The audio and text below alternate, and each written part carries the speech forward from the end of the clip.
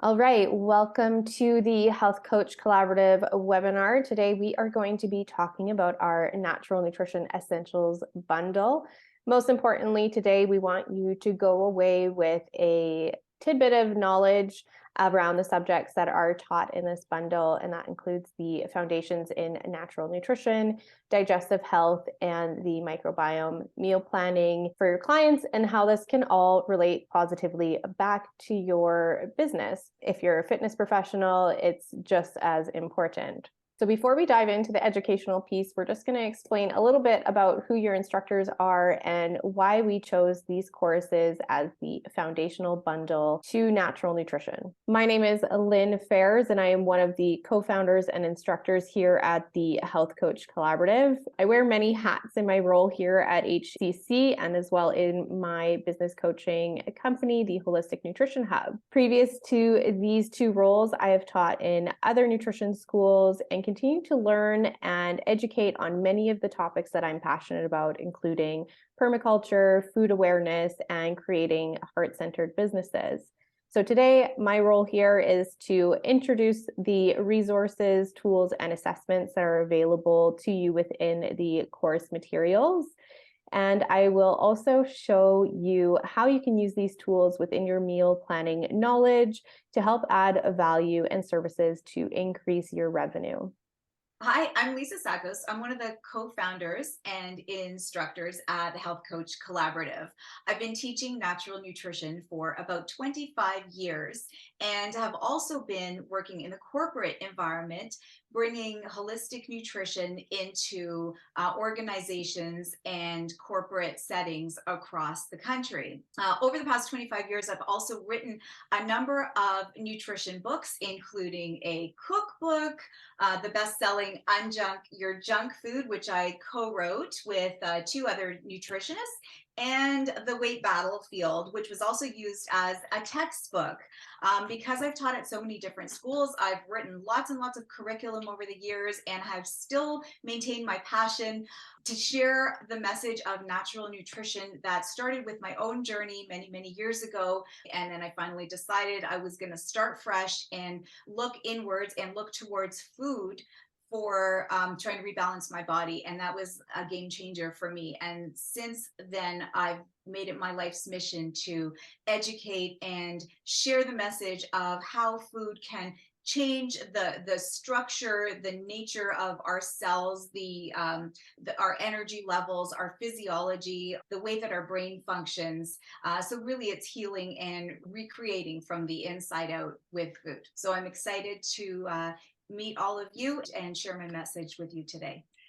Hi, I'm Heather Creamer. I'm a co-founder here, course creator and instructor at the Health Coach Collaborative.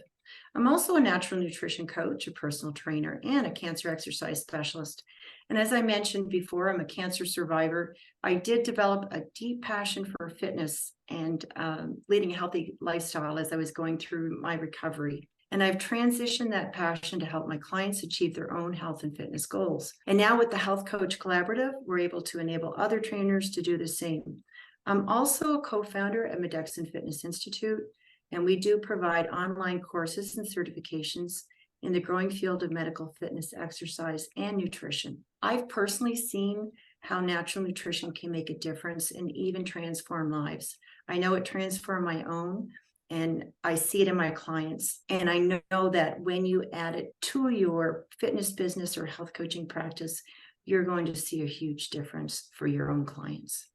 I think each of us has a unique view on our experiences as coaches within the industry, and we each have specialties kind of within each one of these courses. However, we all feel, and we'll see why in a minute, that these are integral courses to beginning your natural nutrition career. So one thing that we wanted to do is just explain why we chose these three courses to be part of our Natural Nutrition Essentials bundle. Lisa, do you want to explain a little bit, maybe just a quick 30 seconds, as to why we chose these courses to be included? Sure. When you're coaching clients on nutrition, there are a few fundamentals that need to be covered. First of all, you want to talk to them about the macros. You want to talk to them about the micros, the micronutrients, which you'll hear about today.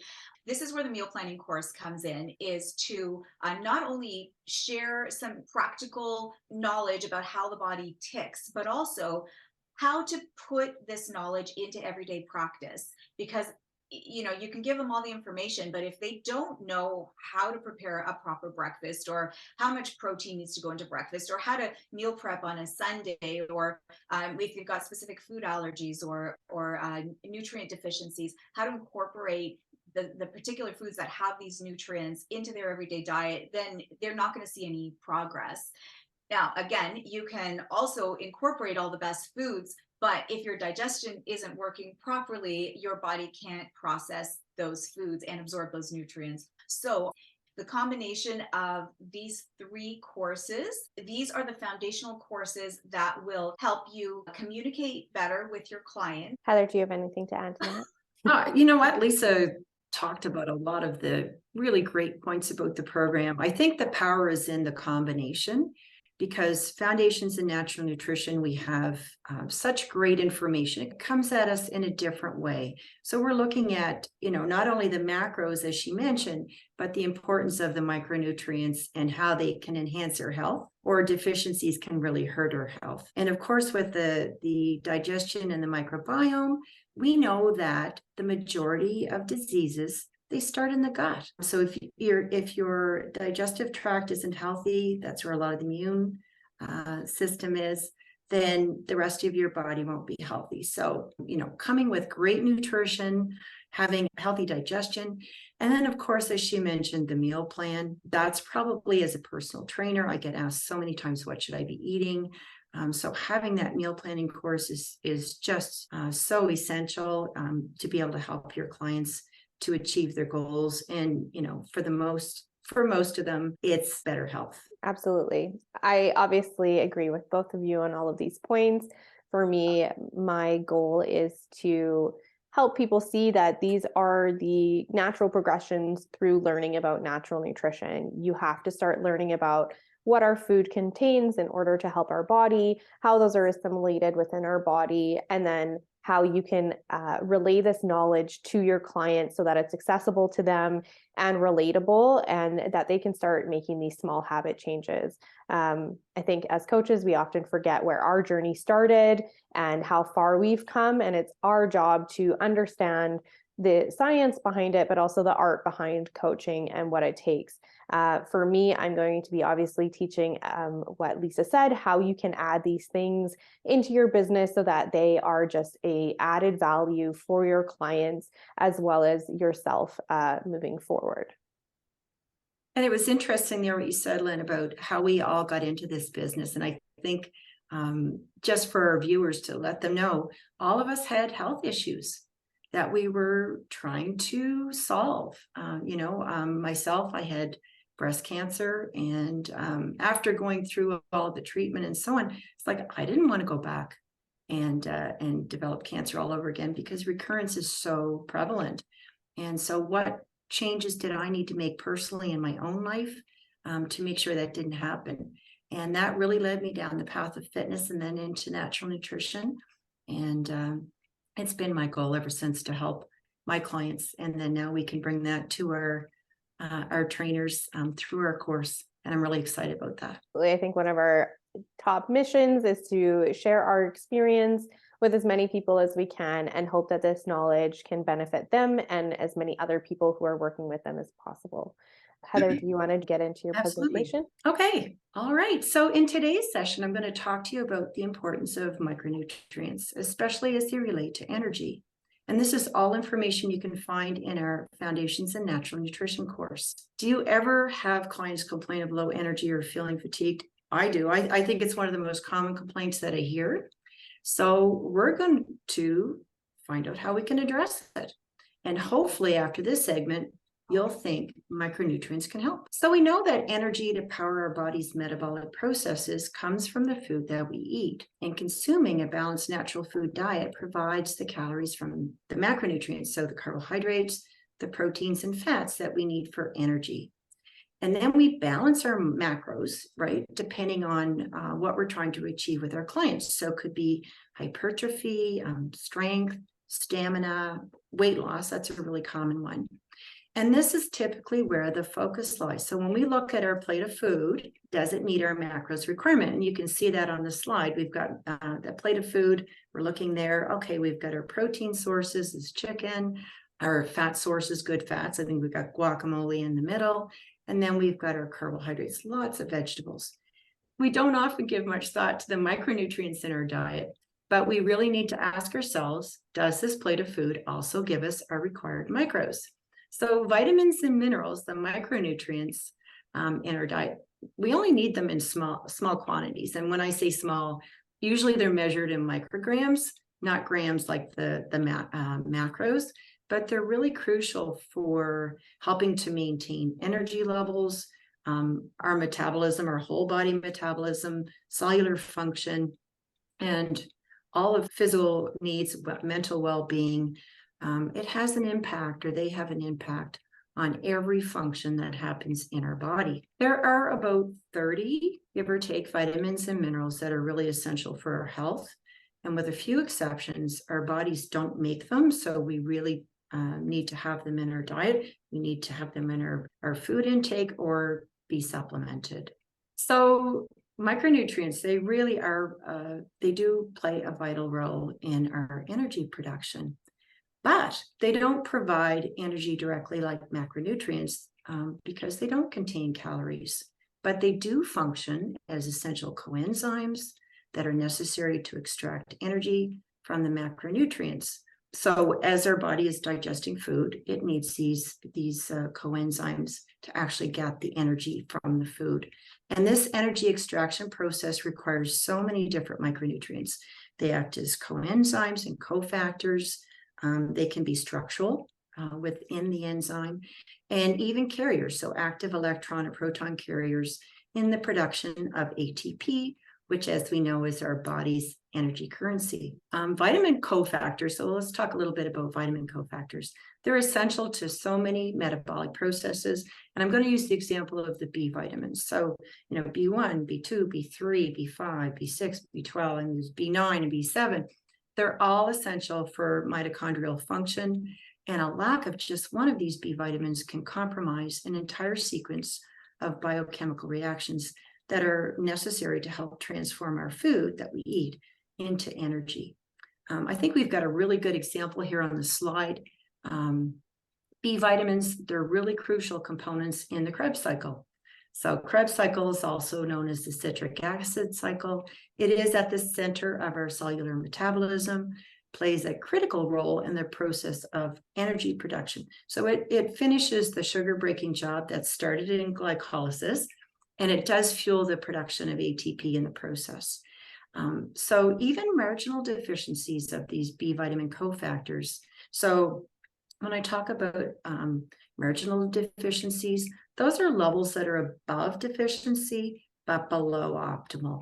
And these can actually result in symptoms of fatigue and low energy. And as you can see in the graphic, the B vitamin cofactors are used throughout. I'm just going to use my cursor here to show you. So you can just see throughout the entire cycle, B vitamin cofactors. And that's just one vitamin, right? That's critical in the citric acid cycle. And you're going to notice as well, the electron transport chain down here, the B vitamins are involved as well. So very, very critical.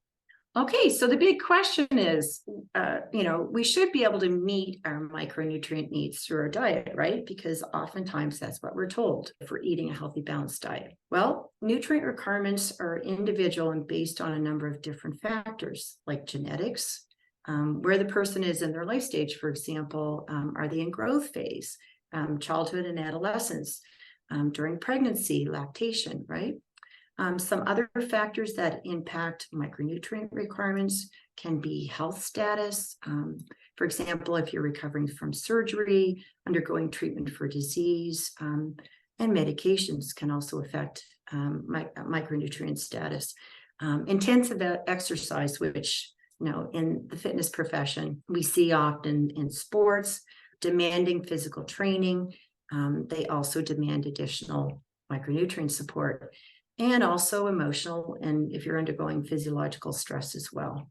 So the RDAs, the recommended dietary allowances, they're designed to actually help prevent disease. We think, oh, if we meet our RDAs, we're doing really well, right? Well, maybe not, because they're not actually designed to provide optimum health. They're actually originally developed to provide a minimum guidance during food rationing in the Second World War.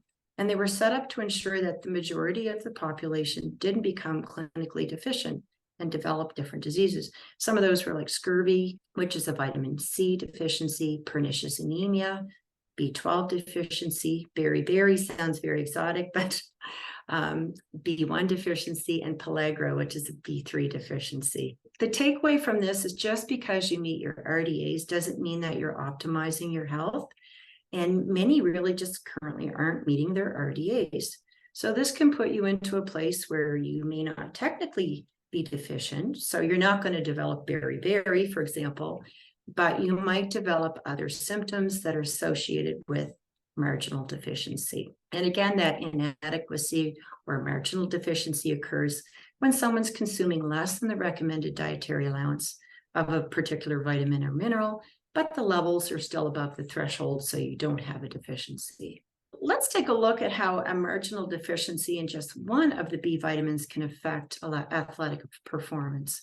So looking at the graphic on the right, you can see that a marginal deficiency in B1 or thiamine, is also known, can cause certain symptoms. For example, you can get low stamina and exercise intolerance, and this is due to low energy, right? You're not producing that energy. Remember back to the Krebs cycle, you're not producing energy as efficiently, so your stamina goes down. You can get tingling and burning or numbness in fingertips or feet. And think about this from a client perspective. One of the concerns I would have as a trainer as well is that, hey, they might drop the weight or they could lose their balance during one of our sessions. You can get tender calves, cramps in the legs, especially after exercise, muscle weakness, a buildup of lactic acid, fatigue, and that can be gradual or come on suddenly, like an acute feeling of fatigue, just feeling overwhelmed with fatigue. Reduced reflexes, and of course that goes back to sports and just working in the gym. Reduced cognitive function and executive function. So thiamine plays a structural role in the brain. It's really critical for cognitive functions such as learning and memory, and executive functions, including reaction time. So you can imagine how this can impact athletes in sports where they need a quick reaction time. B1 or thiamine is ingested from foods, and you can also get them in dietary supplements. B1 is absorbed in the first segment of the small intestine, the duodenum, and it's stored primarily in the liver once it's absorbed, but only in small amounts. And because it's water soluble, excess is excreted in urine, so a continuous supply from the diet is really necessary. There is a small amount of the B1 that's also synthesized by the bacteria in the large intestine, but it's not really enough to meet nutritional requirements. I mean, it's a nice little extra, but we still really need it in our diet. So what are some of the foods that contain B1? So nutritional yeast is actually a really excellent source of B1. Fortified cereals, milk products, eggs, fish, legumes, meats, nuts and seeds, and then certain vegetables such as leafy greens and asparagus. So it's really found, if you're getting a really good balanced diet, you should be able to satisfy a lot of those needs. If not, though, supplementation, if it's required, is best done in the form of a B complex. So that's a supplement containing all 8 of the B vitamins. One of the reasons you'd want to do that rather than just supplement with B1 is experience shows us that if the level of one B vitamin is inadequate or deficient, probably the rest are as well. And because they're water soluble and they're excreted in urine, toxicity is rare. So even if you take a little bit more than you need, that's normally not a problem. They're best taken in the morning and this is from personal experience, or the afternoon, because they do help with energy levels. So unless you really are a night owl and want to be up doing things at night, best take in the morning or the afternoon, and they do help with that energy. And a little bit about what depletes thiamine. Well, of course, inadequate intake could be malabsorption if you have some absorption problems, and especially if you have some digestive issues, or like irritable bowel, anything that's affecting absorption, alcohol consumption. And there are some foods that actually reduce the ability of the body to absorb B1. Raw shellfish, for example, I know a lot of people love sushi. If you're eating a lot of it, that can actually deplete your B1 as well. And heat actually. So heat destroys a lot of these vitamins. So if you should try to include a lot of fresh fruits and vegetables. All right, so we're learning more about the important role that certain minerals can play in the production of energy. For instance, chromium, zinc, and magnesium are all needed to ensure that there is extra capacity for energy expenditure. So we can have a little extra when we need it during a workout, playing sports, or competing in a track event. Research also shows that supplemental magnesium can be important to improve strength and muscle metabolism, which is really important for when you're working out. So let's talk a little bit more about magnesium. A couple of things. It's the fourth most abundant essential mineral in the body, but more importantly, it's a cofactor for more than 350 enzymatic processes, especially those utilizing ATP. It's also a significant electrolyte in the body. So you can just imagine not having sufficient magnesium in the body can compromise a lot of different areas. So where do we find magnesium? Where is it stored in the body? About half of it's in the bone. The other half is in the muscle and in the soft tissue. And about 1%, give or take, is in the blood. So what does magnesium do in the body? So it's necessary for normal muscle contraction. And of course, that includes the heart muscle, right? So it does impact blood pressure and even heart rhythms. It's necessary for protein synthesis, our immune functions. And of course, it is important for energy production, including ATP, as we've been speaking about. It is one of the key minerals for bone formation and structure.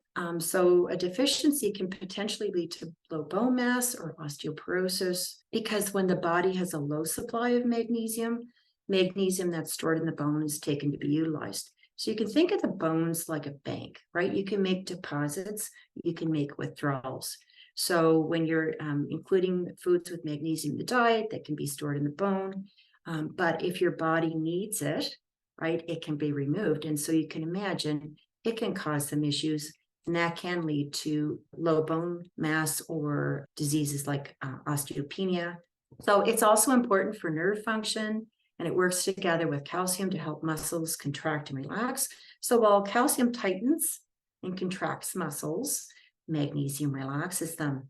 And if there's too much calcium or insufficient magnesium in the blood, muscle tension will increase, and that can lead to spasms or cramps or twitches. And I'm sure we've all had those over the years. I know I have. So during exercise, lactic acid builds up in the muscle, and it can cause fatigue and pain and tightness. Magnesium helps to decrease that lactic acid level within the muscle. And because it is an electrolyte, I mentioned that before, it can be lost through sweat during exercise, and that can also contribute to cramping and muscle soreness, both during and after exercise. All right, so only about 40 to 60% of our dietary magnesium from foods is actually absorbed. It's easily destroyed by canning and freezing. So making sure to include a lot of fresh foods, fresh vegetables and fruits in the diet is really essential. The recommended dietary allowance of magnesium is about 400 to 420 milligrams per day. And that includes anything from dietary or supplemental sources. The thing is that most people consume less than the recommended RDAs for magnesium. In the US and Canada, about 50% of adults are not meeting their magnesium requirements. And although, true deficiency is really rare, marginal deficiency is very common. And just think about all of those 350 enzymatic processes that can be affected by that. There's a number of reasons for deficiencies. I mean, it can start in the soil. Our soil's been depleted over the years with our farming processes. If the minerals aren't there in the first place, we're not getting them in our food. Poor nutrition is huge, especially when we consume a lot of ultra-processed foods, because they're just deficient in every vitamin and mineral. Excessive alcohol intake, caffeine consumption, Stress, especially long-term stress, puts a lot of pressure on the body, a higher need for vitamins and minerals. Stress is prevalent in our society. Chronic illness, excessive physical activity, poor gastrointestinal function, and low stomach acid. Lisa's going to talk a little bit more about that. Medications can also interfere with absorption. For example, a lot of people take antacids. I used to for years because I thought I had acid reflux, which I didn't. Many people take antacids to make their stomach less acidic, or proton pump inhibitors like PPIs like Nexium, and that actually reduces the production of stomach acid. But magnesium and other micronutrients like iron and B12 require an acidic environment from something like a strong stomach acid to help enable absorption. And because antacids raise that pH level, it makes it more difficult for magnesium to be absorbed. All right, so there's a number of different forms of magnesium. Some like magnesium citrate, they're really great for constipation. They help soften stools, but we're going to talk a little bit about magnesium malate and magnesium sulfate. Those are forms of magnesium that are recommended for people that are suffering with fatigue and muscle pain. So what you can do is, you can recommend magnesium malate they can take as a supplement, or you can also recommend that clients can take a bath with Epsom salts. The magnesium content is absorbed through the skin, and this is especially great for those who are suffering from DOMS, that delayed onset muscle soreness. So all they need to do is add a cup of Epsom salts to warm bath water and soak for at least 20 minutes, and they are going to feel great, and they're going to love you. I know I mentioned about absorption, and Lisa's going to take us through that in the next section. So you've now heard why the micronutrients are just as important as the macronutrients, but it can be challenging to absorb the micronutrients, vitamins, minerals, antioxidants, if your digestive system is underactive or is not working the way that it should be working. Unfortunately, so many of us deal with digestive issues on a regular basis, like gas and bloating and malabsorption, that we don't even recognize that these symptoms are indicative of an under-functioning digestive system. In fact, a lot of people think that it's just normal. What we have to recognize is that what happens from here in the mouth and all the way through the digestive tract will affect the microbiome, which is where everybody is focused at the moment. It seems like there's a great deal of discussion and research about the microbiome, but we forget about the upper digestive tract, and both are important. The digestive process is top down. It starts even before you've put food into your mouth, as a matter of fact. It starts with your brain. When you look at food or think about eating or walk by a bakery and smell that beautiful aroma of fresh baked bread, something happens in your brain to trigger the digestive process. The central nervous system has two basic states, the parasympathetic state and the sympathetic state. Sympathetic is our fight or flight. And unfortunately, that's where a lot of us live most of the time, when we're working, when we're functioning, when we're driving, when we're watching a suspenseful show on television. But the digestive process only works when you're in the rest and digest mode. And it takes some work to get us there because we're so accustomed to living in our fight or flight, let's be ready to go mode almost all the time. So when we're eating in a rush, when we're eating in front of the television, when we're eating in our cars, say on your way to see clients, you can't properly digest the food that you've just eaten. So by taking a few deep breaths, as you'll see in just a moment, and following some guidelines, you can get yourself into that rest and digest parasympathetic mode so that digestion can start. Now, once digestion is triggered, then chewing is the next step. Chewing is like pressing the on button to the assembly line that is your digestive system. If you look at the graphic here, you see that like we say that the digestive system is actually an external system. If you cut yourself open, you can pull your digestive system right out of your body, pour some water in at the top, and it would come right at the bottom. So what happens at the top will trigger and stimulate production of digestive enzymes in not only your stomach, but your small intestine. It triggers your accessory organs like your liver and your pancreas to start producing enzymes to facilitate the whole process of breaking down the food that you've just eaten. The more you chew, the less work the rest of your system has to do. We also swallow trillions of microorganisms that then some of those will end up in our microbiome. So the more you chew, the more saliva that's produced, the healthier your microbiome is going to be. Now, as you have started chewing, your stomach, which is the first step along the way, starts to produce hydrochloric acid. Now, when you watch commercials, they tell us that acid in your stomach, like from heartburn or acid reflux, GERD, is a terrible thing. And so we've kind of been trained and convinced that stomach acid is a negative, right? But in fact, the reason why we get heartburn and have a lot of the digestive problems and even have an underfunctioning microbiome, which can then lead to leaky gut syndrome, malabsorption, inflammation, autoimmune diseases, SIBO, candida, dysbiosis, IBS. I mean, so many issues occur in the microbiome that could have potentially been prevented had we been chewing carefully, been in the right state of our nervous system, and of course, eating the right foods.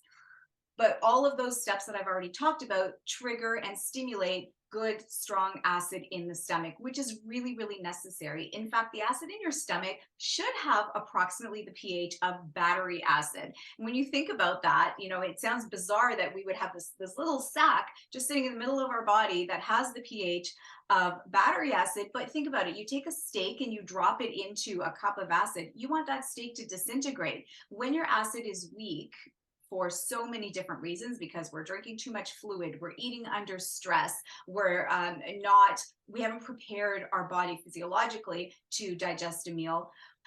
Then we can't absorb the protein, the amino acids, we can't absorb the nutrients, in particular vitamin B12 and many of the minerals. And as a result, we end up with bloating, indigestion, constipation, and then an impaired microbiome later on. One of the signs that your body gives you that your digestion is perhaps impaired is seeing these vertical striations on your fingernails. And when you're working with clients, you can always do a visual assessment to look at what their fingernails are like. If they have a smooth texture, then that's usually a good sign. But the striations are indicative of usually low stomach acid, because if your digestion is impaired, then of course you can't break down the food that you eat, you can't absorb the nutrients that you've consumed, and that will be reflected in the way that your tissues are formed. Some of the causes of low stomach acid include a poor diet. We tend to eat meals that are too processed, too many carbs, too many calories, too many complicated combinations of ingredients that can slow down digestion in the stomach. Stress plays such a role in how you digest your food. First of all, you're in fight or flight when you're eating under stress. You're not eating mindfully, but also stress hormones like cortisol or adrenaline can mess up the way that your stomach is producing acid. For example, you could produce acid when there isn't any food in your stomach, which could exacerbate an ulcer if an ulcer is already forming, but then prevent acid production in your stomach when there is actually food in there that needs to be broken down. When we eat too fast, that's a big problem as well. Again, if you're eating too fast, you haven't chewed properly, so the rest of your digestive system hasn't been prepared or cued to start making enzymes and break down your food properly. The older we get, the less capable our stomach is of producing the acid that is required. So as we get past, say, age 50, we need to be more mindful about that acid production and really tune into the body and how it's digesting food to make sure that those symptoms that I mentioned, like some bloating and gas, are not present. Zinc is a mineral that is required to produce stomach acid, and it's a catch-22 here, because if your diet is low in zinc, then you can't make hydrochloric acid. But then if you don't have enough hydrochloric acid, you can't absorb zinc anyways. So looking for specific signs that your body gives you that you are low in zinc, or looking at a menu plan or at a diet analysis to see if there is enough dietary zinc in one's diet is really critical. And magnesium has a similar story too. Without enough magnesium, you can't make stomach acid. Without stomach acid, you can't absorb magnesium. H. pylori overgrowth is an interesting one. This is the cause of an ulcer.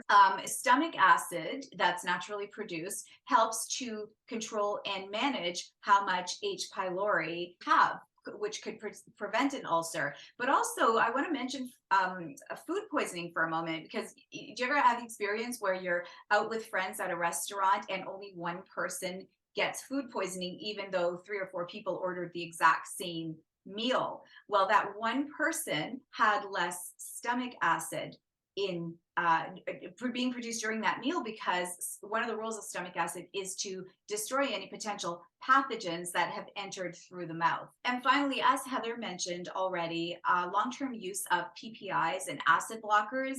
Again, we're accustomed to treating any burning sensation, any feeling of stomach acid, or recognition that you even have stomach acid, with something that blocks its production in the first place, which is very counterproductive, because if you can't produce stomach acid, you can't break down your food and then absorb your nutrients. So with the long-term use of acid blockers, your stomach just stops.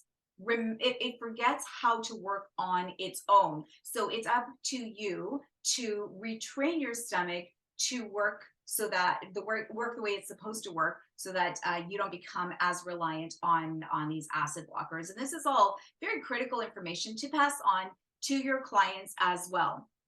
Now, how do we improve digestion in the stomach especially? Well, as I mentioned earlier, we want to trigger the parasympathetic nervous system, and that means slowing down, learning how to eat mindfully. And this is really relevant and important information to pass on to clients, because again, if they can absorb their proteins better and their amino acids better, then that will result in better muscle formation, more energy, and they'll be on time for your sessions with energy and good to go.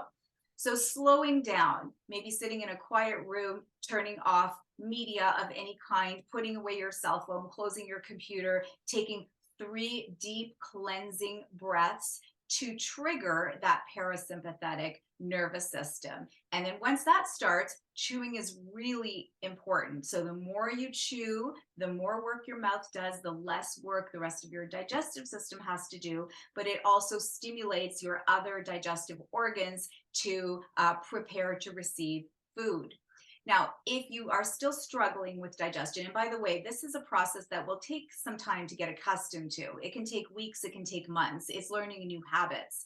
But one way to kind of kickstart this whole process is to simplify your eating. And a recommendation that I give my clients with very severe digestive problems is to eat like a baby. How would you feed a baby? Well, you would blend their food, you would puree their food, right? So use your blender, use your food processor, use your masher, make soups and stews, and liquefy as much as possible. That's like pre-digesting the meal so that your system doesn't have to do as much work, and those nutrients can be absorbed and assimilated that much easier. And simplify meals as much as possible. Rather than having 5 different types of food in each meal made with multiple ingredients, use minimal ingredients, only natural ingredients, of course. I mean, that's the premise of natural nutrition, is eating foods that are provided by nature, that haven't been tampered with, that haven't been processed to any degree or just minimally. So simplify those meals, break them down into smaller meals whenever possible. And then, of course, increasing the acidity in the stomach and the enzymes that perhaps the digestive system isn't capable of producing. One surefire way to do it is to purchase digestive enzymes. If you walk into a health food store, you'll see an entire section of digestive enzymes, and there is an enzyme available for everything. To proteases to break down protein, amylases for starch, lipase and bile for fats. There's enzymes to break down dairy products like lactase. What I'm holding here is a multi-enzyme, and there are lots of those available. And this is what we usually recommend for someone who just has general poor digestion, or has trouble breaking down almost every type of macronutrient and even some specific nutrients. You can buy enzymes that are specific to breaking down beans, for example. In our food, papaya and pineapple offer proteases that help break down proteins. So long chains of proteins into shorter chains, peptide chains, shorter amino acid chains. So these are wonderful to incorporate whenever there's an opportunity. And finally, again, with the idea of increasing acidity in the stomach, a capful of apple cider vinegar will put some acidity right into your stomach. Some people prefer to take a teaspoon of apple cider vinegar in a small amount of water first thing in the morning to stimulate digestion. Another option, of course, is to take about a teaspoon or a capful just before a meal, especially if it's going to be a heavier meal, to add some acidity into the stomach to help kickstart that digestive process. And apple cider vinegar also has probiotic properties, which will benefit your microbiome as well. Now, this is just a very small portion of what is taught in the digestive health and the microbiome program. The course goes into a great deal of detail about digestive enzymes, about encouraging your clients to improve their digestion, the entire digestive process, and half of the course is devoted to the microbiome, the specific microbes that live within the microbiome, how to recognize the signs of leaky gut syndrome, and all of the conditions that can take place in there: irritable bowel syndrome, IBD, SIBO, Candida, dysbiosis. There's so many. And as Heather mentioned earlier, many of our illnesses stem from the microbiome, in particular autoimmune disease. So we talk at great length about how we can work to repair the gut, rebalance the microbiome, and promote good health as a result. And that is why we've included this amazing course in our Essentials Bundle. So meal planning is obviously the next step in how you're going to relay all this information that you just learned in the foundation in natural nutrition, as well as the digestive health and microbiome. Specifically today, I'm going to explain how you're going to get what you learn in the meal planning course into the hands of your clients as a business tool. So meal planning and consulting tools were actually the main components of my nutrition coaching business. And this knowledge ultimately led me to running a successful meal prep and meal planning company in Vancouver. So rather than repeat what you're going to learn in the meal planning course, I'm going to actually explain my process to you quickly on how I would use the course materials and the tools that we provide in each and every one of them to help execute a consult with clients so that you can see the benefit of adding meal planning as a service into your business. So first and foremost, I always give a free consultation, which I'm sure you've heard before. It's a great way to offer a lead magnet and get more clients. And this allows you to build that know, like, trust factor with your clients before you get started with them. And it also allows you to make sure that you're a good fit for them. Maybe their goals are different from what you're able to provide, but it's not the free consult that's giving the value. Somebody doesn't come to you just for the free consult to see what you have to offer. So one thing that people miss a lot of the time is that during this free consult, you need to provide something of value. And you're going to do this by solving one of your clients' problems right away. You don't want to waste that opportunity that you have here with them because you have them right in front of you, and this is your opportunity to share your knowledge with them. Providing value in the consult, it shows that you're knowledgeable in the area of nutrition and that you're actually going to be able to help them. So when we think back to what we've learned in the foundations of natural nutrition, as well with the information that you would have learned in the digestive health and the microbiome, your role as a coach is actually to bring that knowledge to your client and show that you're able to solve their health concerns. Providing the free consult And providing value in that free consult is actually the sales trick that is going to allow you to sell them on your meal planning or nutrition coaching at the end of the consult. So like I said, your client is going to come to you for the free consult because they have a problem of some kind that they're struggling with. The ladies before explained that there are many health concerns and conditions that are popping up all over the place that could be correlated to or be caused by many issues such as micronutrient deficiencies or digestive health issues.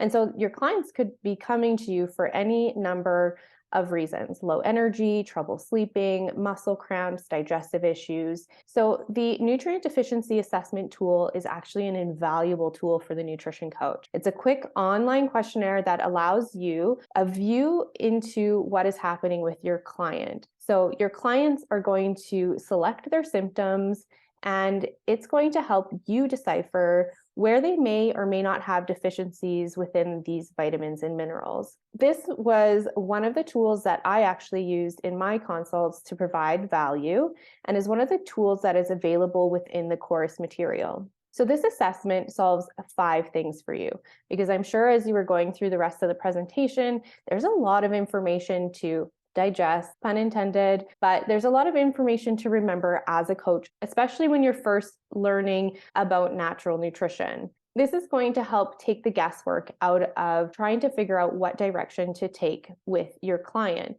You don't have to guess what's causing their symptoms because you have a tangible document that's helping you figure this out. You won't have to dig through all the textbooks and find which vitamins and minerals might be used to them. You can use it to show your client how you're going to solve their problems. This is also going to help give you direction when you are creating a menu plan, because you'll know exactly which foods you need to include in that meal plan to help rebalance those issues. And lastly, it's going to give you something measurable that your client can retake and test again in the future to see if their main complaints are improving. And this is vital as a coach because we want to make sure that what we're recommending is actually going to help them.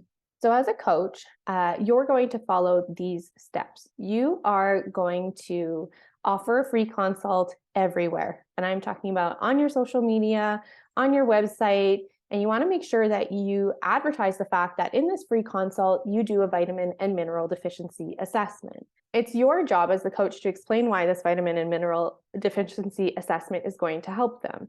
So it's going to entice the client to actually book with you, and you're going to send that vitamin and mineral deficiency assessment. The client will fill it out for you, and I usually ask that they send it back to you within 24 to 48 hours prior to your consult. The next step is to then review the results on your end prior to the meeting, and you want to make a list of foods that are high in these nutrients. So you are going to use the nutrient recommendation tool, which we also have on the Holistic Nutrition Hub. And this tool is going to help you figure out what the cofactors are, which nutrients are found in what foods, the lifestyle issues that could affect these nutrients, and a lot more. So this really refines the process of nutrition coaching for you. So once you've reviewed the result, you are going to take this list of foods or list of recommendations. You can choose which way you choose to offer up this knowledge to them. And you're going to review the results with them in that consult. What you want to do then is make sure that you're giving brief explanations as to why and how all of this relates back to their problem. So if they are showing a deficiency in B vitamins based on the assessment, is there other symptoms that they are having that correlate with that vitamin B deficiency that they can see, oh, hey, maybe this is what potentially is leading to some of these low energy symptoms or brain fog or anything else that the B vitamins might be related to. So the last step in that is to offer your services to them, whether that's meal planning or nutrition coaching. And so you're going to share how these services can help them integrate this new knowledge.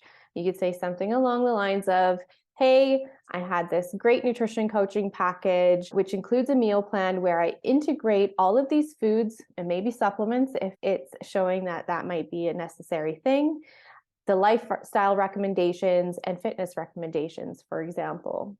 The most important thing is to try and get them to buy before they leave from the consult. And if you followed this process correctly, you should have no problem doing this. I also recommend that if you can sell them in this free consult, it's a great time to set up your first meeting with them to get started on your nutrition coaching packages. And this just shows that you're ready to go and gets them amped up to actually be working with you. Just to recap, the free consult is a great way in showing your value and quality of services that you offer. And you're going to be providing them value by giving them that vitamin and mineral deficiency assessment along with the food list and recommendations. And this is going to entice them and leave them wanting more because they can see that you are capable of solving their problems. And lastly, you sell them by offering all of this value, and it's almost guaranteed that the client is going to sign up with you because they can see that you are a person who is dedicated to helping them. So we want to say thank you for watching this quick presentation. Just before ending the presentation, I want to quickly go through what is included in each of these courses. Of course, you can head over to our website at www.healthcoachcertificates.com to view the full description and outline of each of these courses. However, in the Foundations in Natural Nutrition, we have about 5 courses in one. In these courses, you're going to learn the roles and functions, where and how they are absorbed in the body, the deficiency symptoms and causes of each one correlating back to each vitamin and mineral, etc.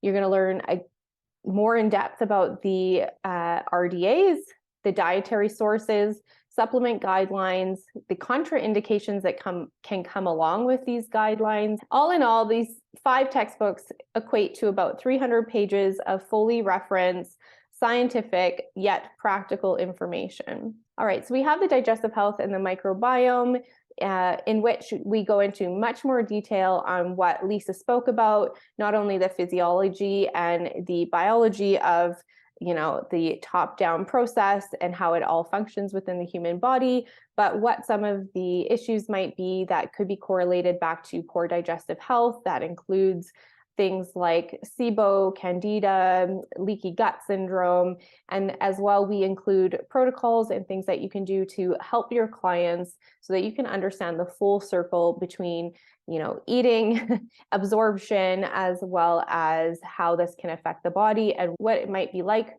and how it might show up in your clients. Lastly, we offer the meal planning for your clients. And in this, you are going to learn how to teach your clients how to meal plan and allow you to share the knowledge that you've learned in these other textbooks with them in tangible, small steps so that you can make it practical for them to change their habits and redirect their symptoms to better health. For the coaches who are part of CanFit Pro, we are offering a 40% off discount. This is going to be available until January 15th. And so you can use this code CanFit Pro 40. You can get a 40% off discount for the Natural Nutrition Essentials bundle, along with our individual courses as well. So if you're not interested in taking the full package, which you should be after this, you can apply this code to the individual courses as you like as well. And lastly, if you are not sure if this Nutrition Essentials bundle is right for you, feel free to book a free discovery call with us by emailing us at the info@healthcoachcertificates.com email, and we'd be happy to hop on a call with you and discuss what might be right for you in your next business moves. Thanks for watching and have a great rest of your day.